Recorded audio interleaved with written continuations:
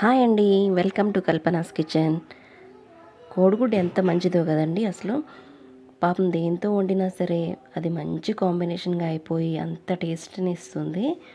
So మనము కోడిగుడ్ని ఎన్నో రకాలుగా వండుకుంటూ ఉంటాము.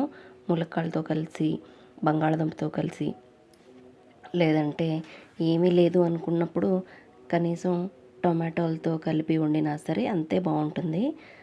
నేను ఇక్కడ కందగడ్డతో కలిపి పులుసు చేస్తున్నాను కోడిగుడ్లతో. కందన ఇంతకుముందు చాలా ఎక్కువగా యూస్ చేసేవారు, కానీ ఇప్పుడైతే రేట్ ఎక్కువ అవడం వల్ల కానీ, లేదంటే మనకి అందుబాటులో లేకపోవడం వల్ల దాని వాడకం అనేది బాగా తగ్గిపోయింది. అయితే మనం ఇక్కడ పులుసు చేసుకోవడానికి ముందుగా 2 స్పూన్లు ఆయిల్ వేసేసి కొంచెం మెంతులు, జీలకర్ర, ఆవాలు, అలాగే వెల్లుల్లి రెబ్బలు, ఎండుమిర్చి, కరివేపాకు వేసేసి బాగా ఫ్రై అయిన తర్వాత ఒక 3 లేదా 4 పచ్చిమిర్చిలు వేసుకోవాలి. అవి కూడా ఫ్రై అయిన తర్వాత ఒక 2 ఆనియన్స్ని చిన్న ముక్కలుగా కట్ చేసేసి వేసుకొని ఫ్రై చేసుకోవాలి. అలాగే ఒక 2 టొమాటోస్ కూడా వేసుకోవాలి. ఇవన్నీ బాగా మగ్గిపోయిన తర్వాత మనము కందగడ్డని శుభ్రంగా కడిగేసుకొని కోసేటప్పుడు చేతులకి కొంచెం ఆయిల్ రాసుకొని కందగడ్డను కోసుకోవాలి. చిన్న చిన్న ముక్కలుగా కట్ చేసుకోవాలి. ఉడకడానికి కొంచెం టైం పడుతుందన్నమాట. సో మీరు ఈ కర్రీని కావాలంటే ప్రెషర్ కుక్కర్లో కూడా వండుకోవచ్చు, లేదా కంద ముక్కల్ని ముందే ప్రెషర్ కుక్కర్లో ఉడికించేసి తర్వాత కర్రీలో కూడా కలుపుకోవచ్చు. సో నేను ఇక్కడ డైరెక్ట్గా వేసాను కాబట్టి కొంచెం టైం పడుతుంది ఉడకడానికి.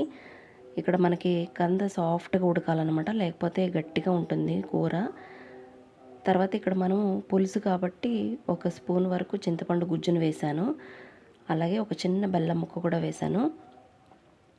ఈలోపు మనము సైడ్లో గుడ్లు ఉడకబెట్టేసి ఉంచుకోవాలి. అలాగే దానికి ఉన్న షెల్ కూడా తీసేసి దానికి ఇలా ఘాట్లు పెట్టుకొని రెడీగా పెట్టుకోవాలి.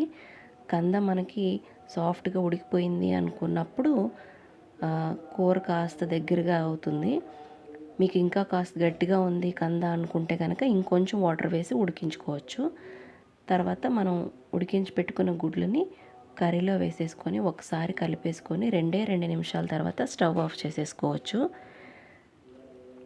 మనం బంగాళదుంపతో ఎన్ని వెరైటీలు చేస్తామో అవన్నీ కూడా కందగడ్డతో చేసుకోవచ్చు అన్నమాట.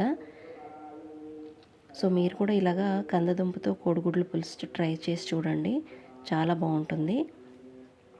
మీకు ఈ రెసిపీ నచ్చితే కనుక తప్పకుండా లైక్ చేయండి, మీ ఫ్రెండ్స్కి, రిలేటివ్స్కి షేర్ చేయండి.